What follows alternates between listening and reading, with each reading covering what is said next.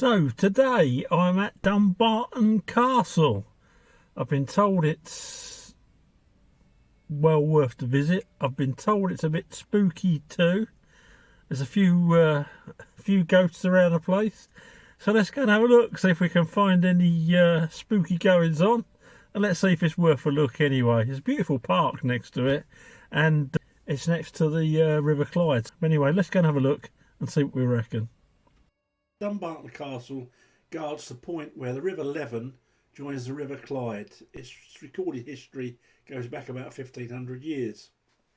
Back then, the place was known as Ult Clwyd, Rock of the Clyde. Later it became known by the Gaelic name Dumbarton, Fortress of the Britons, from which the name Dumbarton is derived. In the 1220s, the castle was a border stronghold. The Norwegian frontier lay just 10 miles downriver. The Treaty of Perth 1266 gave control of the Western Isles to the Scottish Crown, removing the threat from Norway. But an even greater menace from England soon replaced it. Dumbarton was an important royal castle in the Middle Ages. In later centuries, Dumbarton Rock became a mighty garrison fortress, its defences packed with guns. It last saw military action as recently as the Second World War. Hope they weren't trying to blow the Luftwaffe out of the sky using these. Crikey. Sorry, Sarge, we've got to wait till they fly a bit lower. Impressive though they are. Dumbarton Rock was a mighty stronghold in the Dark Ages. Waters swirl around the base of the volcanic rock, which rises almost vertical into the sky from its twin peaks, White Tower Crag and the Beak. You can see from many miles from both. Dumbarton was a great fortress and the capital of a kingdom that covered the area now known as Strathclyde. The rock was besieged several times. The assault by Kings Olaf and Ivar of Dublin, that don't sound particularly Vikingish, Nordic, Scandinavian, does it? In 1870 was by far worst. The pair carried off slaves and looted treasure in 200 longships following a 4-month siege. Wow.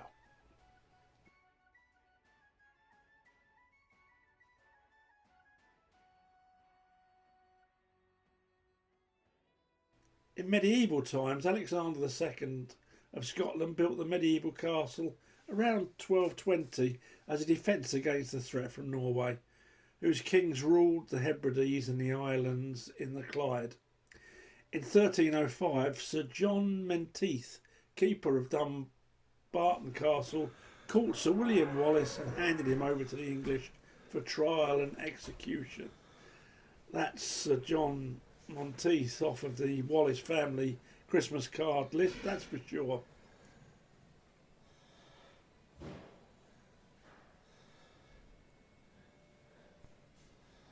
The castle's location away from Scotland's political heartland lessened its importance somewhat, but it also made Dumbarton a good back door through which her rulers could come and go with relative ease.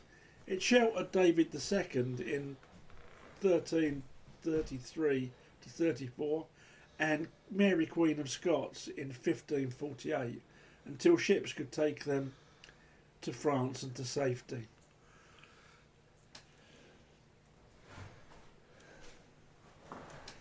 When Mary Queen of Scots returned to Scotland in 1561 to begin her personal reign, she landed at Leith. Dumbarton's long distinguished role as a gateway was over, but it remained a garrison fortress. Substantial new artillery fortifications built in the 16 and 1700s are what visitors see today. Nothing visible survives of the Dark Ages fortress, and precious little from the medieval castle. I did notice that, to be fair.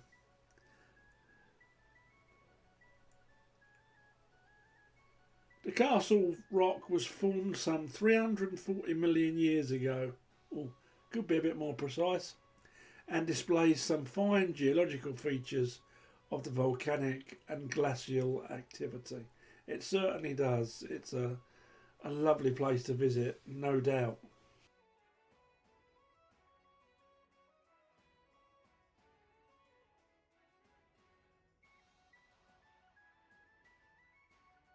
Very, very windy on the day that I went.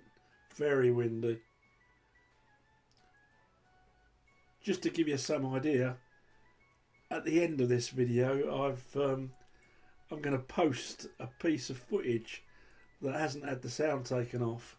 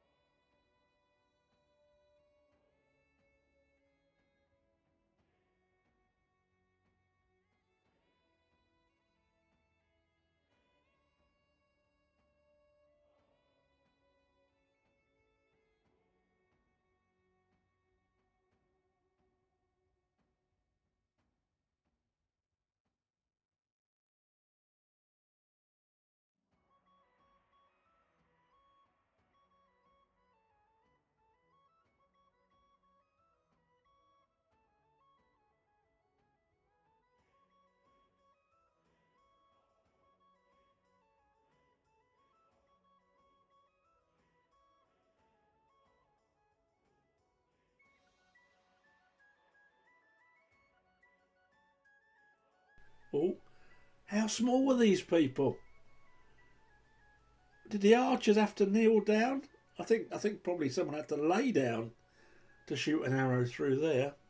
Pretty safe though. You're not. They're gonna have to be some shot to shoot you back through there, aren't they?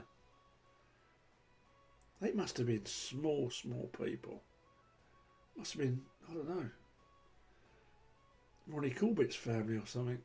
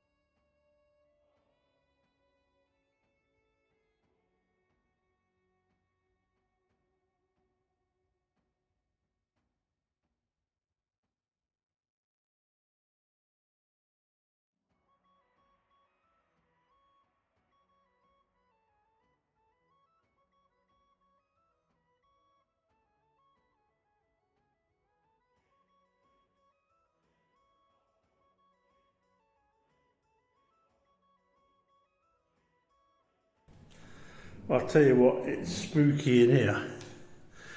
When I do the research, I'll lay money something's happened in here. You can just feel it.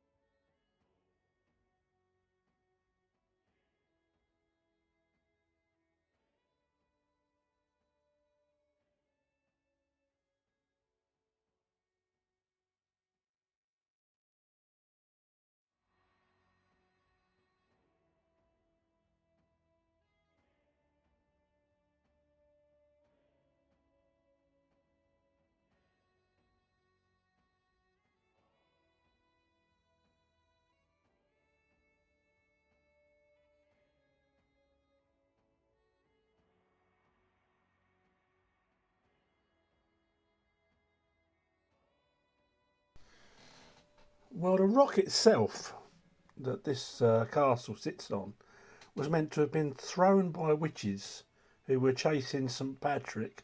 I don't know why. And they missed, and the rock landed here, and the rest is history, literally. Someone come along, oh, let's build a castle on it.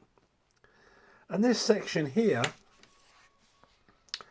is meant to be haunted by the headless apparition of a sentry guard, mostly seen on fine moonlit nights. Makes you wonder why they're headless, doesn't it? Because, you know, if you die from being beheaded, you generally think you'd still come back, you know, with your head intact. I bet it's a rubbish lookout now, don't you?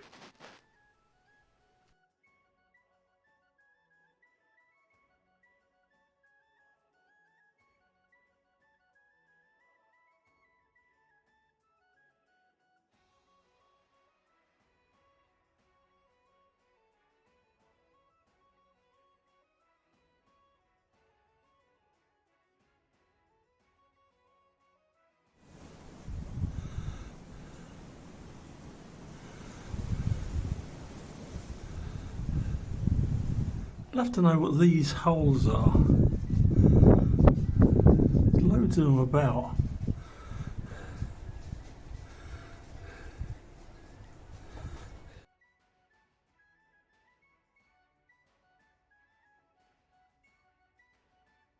I think I've been this way yet.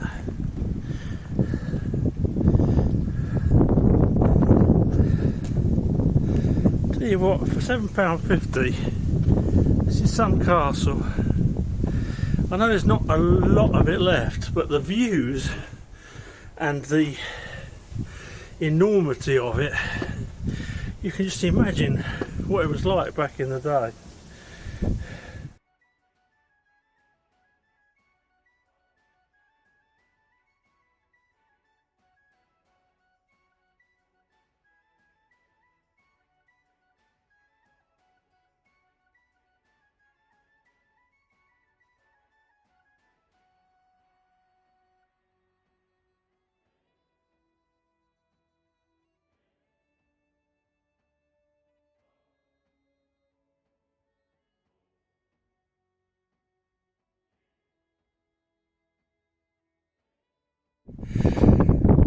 Just a battlement wall to another set of cannons down there. Well, even though I love me cannons,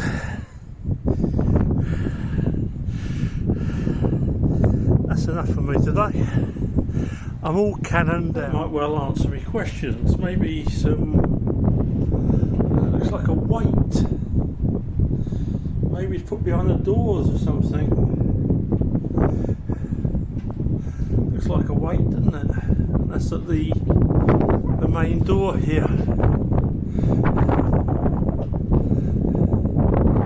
probably Jehovah's Witness proof that, isn't it?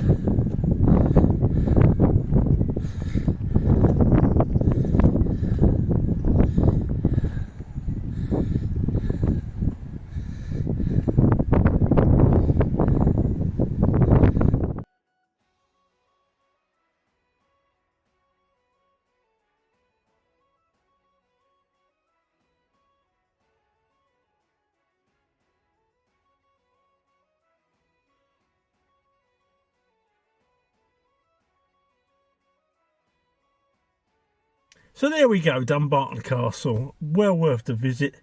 £7.50. and beautiful park outside. If it's a summer's day, I thoroughly recommend it. Just a great day out, really. If you like scenery, you got the Clyde on one side. I'm not sure if you can see Loch Lomond the other. You must be able to, I would imagine. But yeah, well worth the visit. Thanks for coming visiting with me. Please subscribe to the channel if you haven't, and please throw the video a like. Thanks for watching. See you soon. Thank you.